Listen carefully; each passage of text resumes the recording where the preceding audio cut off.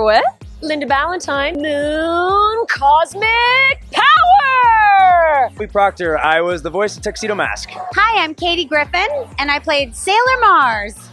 Jill Frappier. Luna. Susan Roman. And you play? I played Sailor Jupiter. I'm Ron Rubin, and I played, we're by my table, so I played Artemis and more from X-Men and Vision from Avengers. He's so shy. Evil talk the bad vibes from our cop. How is Fan Expo treating you today? Oh my goodness, the Fan Expo love is amazing. This is my hometown, so it's kind of a little bit special, a little bit of a, you know, a soft spot in the Sailor Moon heart. I think everybody's having fun. This is some people's Super Bowl. I like Fan Expos for the inclusion of people. Everybody can be whoever they want for the weekend, no judgments. Kind of awesome, but everybody's so nice here. And because we're Torontonians, they're like family. Fan Expo is one of the best cons going. It's absolutely fantastic. The people are fantastic. The crowds are terrific. The sights that you can see, it's just amazing. And it's here in Toronto. It's one of the biggest in North America. This is my first Fan Expo. Oh, really? And yeah, and it's wild. It's gigantic. It's the biggest one I've been at. You travel 22 years into the future, and there's still hundreds and hundreds, if not thousands, of fans just kind of coming up, thanking us for their childhood. Very, very well, and especially very good food. And they've given me my own dish with milk in it, and I had fresh fish. No. Do you have a crazy fan story? I had one girl who showed me her tattoo on her arm, and then she said, "Would you sign underneath my tattoo?" And I said, "Of course." So I'm signing a body part, which is always a little bit strange. And I signed it, and then she said, "Oh my God, I love this. I'm gonna get that tattooed." And I'm like, "What? I would have written neater. Oh my God." I thought, oh my God, her mother's gonna hate me. Like, I was a great role model until I spelt my name wrong on her arm and she had it tattooed on there. I just do that on purpose.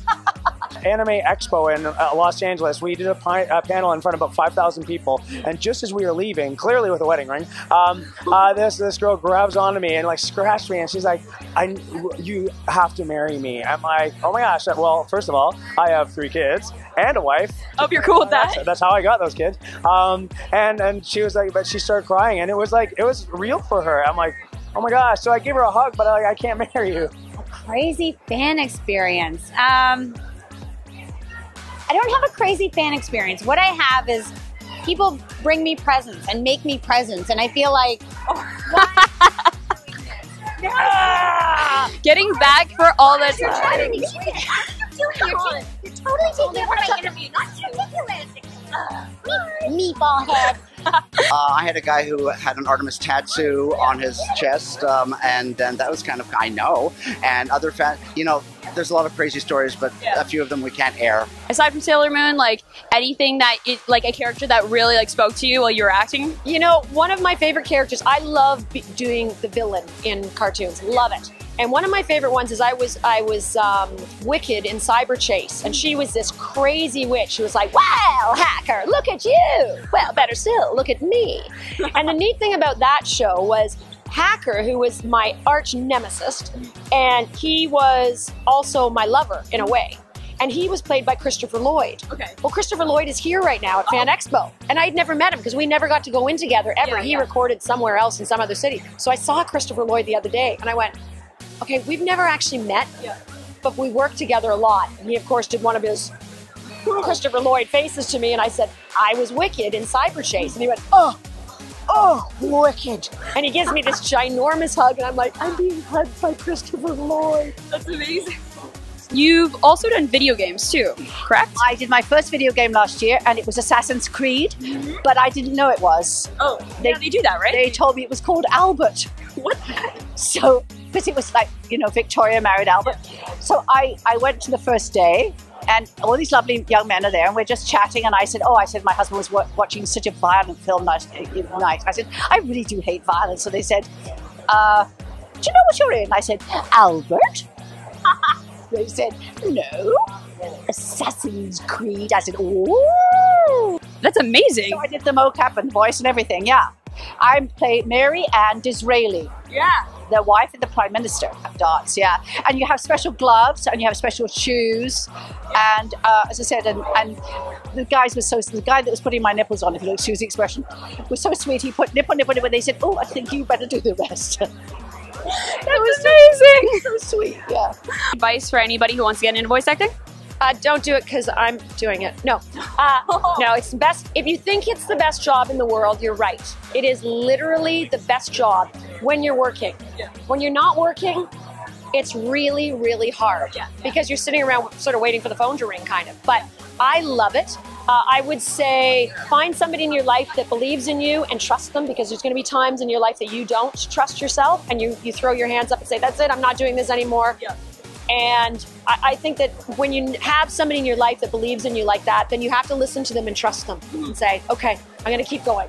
Well, it's obviously shocking because I don't think any human being should, assume that something amazing like this is going to happen. Yeah. And when we did Sailor Moon, I was 21. I'm 42 now. Oh, wow. So there's no way I thought 20 years of my life would be spent with this incredible brand, and also our fans are so loyal that.